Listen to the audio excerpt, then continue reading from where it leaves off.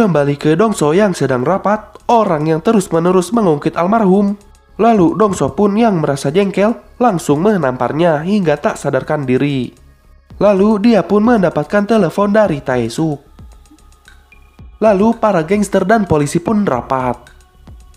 Dan didapatkan data yang dimana si Devil bernama Kang Kong Ho. Dan dia adalah yatim piatu setelah ayahnya dipenjara karena menyiksa dia. Oke, di sini kita bisa mengambil kesimpulan bahwa dia menjadi psikopat karena dia selalu disiksa oleh ayahnya. Lalu dimulailah pencarian si psikopat. Keren gila bos.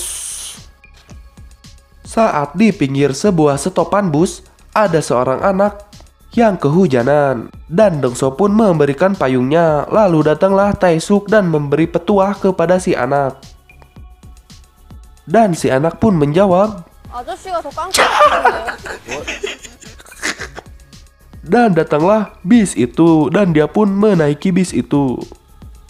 Saat mereka sedang makan malam, ada sebuah berita yang dimana terjadi pembunuhan seorang anak sekolah. Dan saat melihat payung itu, mereka pun langsung ngibrit mencari psikopat tersebut. Ya, dengan kata lain, psikopat itu ada di daerah tersebut.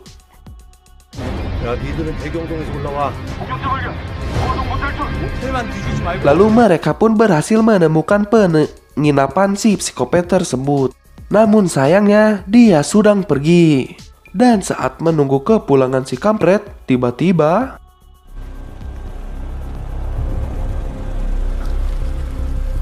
ya mereka pun langsung melakukan kejar-kejaran di sana. Ngejar.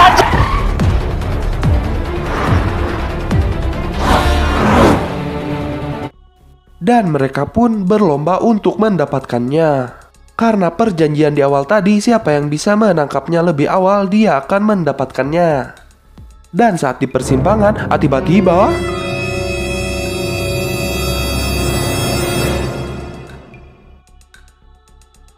dan ternyata dia telah lari. Dan saat sedang melakukan pengejaran, naasnya tangan kanan dari Dongso berhasil dikalahkan dan mati di tempat itu. Sedih anjir. Dan dia pun mendatangi tempat yang ditunjuknya. Dan saat di tempat karaoke, terlihat ada dua orang LC yang bernyanyi sembari ketakutan. Dan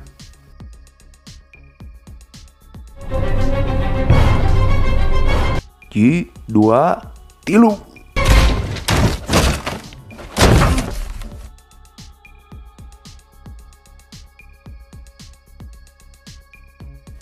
Beuh, ngeri. Lalu saat Dongso sedang menghajar habis-habisan si Devil, tiba-tiba datanglah Tae-suk dan mengambil paksa si kampret.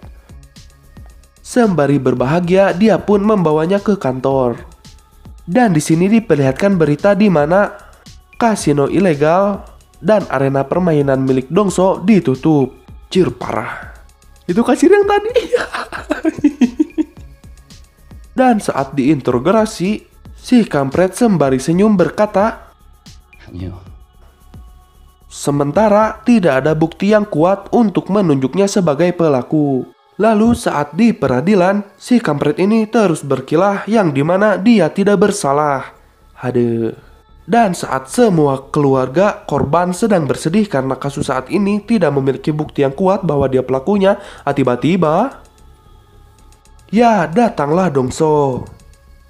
Lalu diperlihatkan flashback di mana saat Tae-suk mendatanginya, dia pun mengajaknya untuk membunuh si kampret menggunakan hukum dan mengancam Dongso dengan perekaman suara tersebut.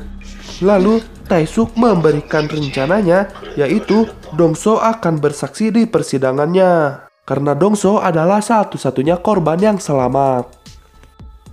Kembali ke persidangan, setelah Dongso bersumpah untuk mengucapkan yang sebenarnya, tiba-tiba pengacara si kampret berkata bahwa dia adalah pemimpin gangster dan dia merupakan tersangka di kasus lain. Namun pembela langsung menyanggahnya dan berkata dia tersangka di kasus yang lain. Dan kasus ini tak berhubungan dengan kasus itu. Lalu hakim pun menyetujuinya. Lalu Dongso memulai dengan, orang-orang dalam bisnis kami tidak pernah melupakan musuhnya dan si kampret ini adalah orang yang menikamnya. Lalu setelah dia ditikam, dia langsung membuat sketsa ini. Di sini terlalu epic ya untuk saya skip, jadi ya saya masukin aja ya, tapi saya yang bacain, oke? Lanjut. Lalu maksud saya pengacara dari si kampret ini pun berkilah bahwa ini hanya sketsa berdasarkan satu orang, tak bisa dianggap bukti ilmiah dan konkret. Lalu pembela pun memberikan laporan medis akibat dari penyerangan itu.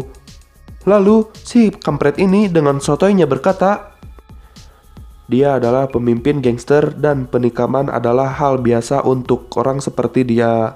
Lagi pula ini melanggar hak klien saya.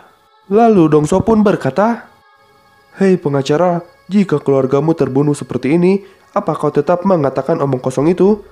Hak klienmu, dia tak pantas memiliki hak. Dia membunuh orang hanya untuk kesenangannya. Aku mungkin penjahat, tapi dia pun pantas untuk mati. Mampus. Lalu Dongso pun memperlihatkan buktinya. Keren parah bos. Dan Dongso pun menceritakan kejadian pada malam itu. Malam itu, dia menabrak mobilku dan membuatku keluar mobil. Dia menikamku 2 kali, lalu dalam pergulatan itu dia menikam dadaku. Di jariku terluka karena merebut pisaunya. Kalau aku orang biasa, aku pasti akan mati saat itu juga. Lalu Dongso menyuruh si kampret untuk melepaskan pakaiannya dan berkata, aku menikamnya di dada kirinya, pasti ada luka di situ. Mampus. Lanjut. Jika kau periksa tangannya, kau akan menemukan banyak luka. Tangan pembunuh berpisau biasanya banyak luka dan kukunya juga rusak. Dan terakhir, dia menunjukkan sebuah kertas yang bertulis, memakai pisauku untuk membunuh Sangdo. Dan diperlihatkan sedikit flashback di mana dia merobek kertas itu. Anjir, pinter Berdasarkan bukti yang kuat, hakim pun menjatuhi hukuman mati. Mampus. Lalu semua anggota polisi yang ikut memecahkan kasus ini pun diberikan promosi berupa kenaikan pangkat. Dan saat Dongso masuk ke dalam penjara, mereka memberikan hormat padanya. Dan dia dimasukkan ke dalam sel tahanan yang sama dengan si kampret, karena sudah memiliki perjanjian dengan Taesuk. Astagfirullahaladzim. Lalu saat si kampret sedang mandi,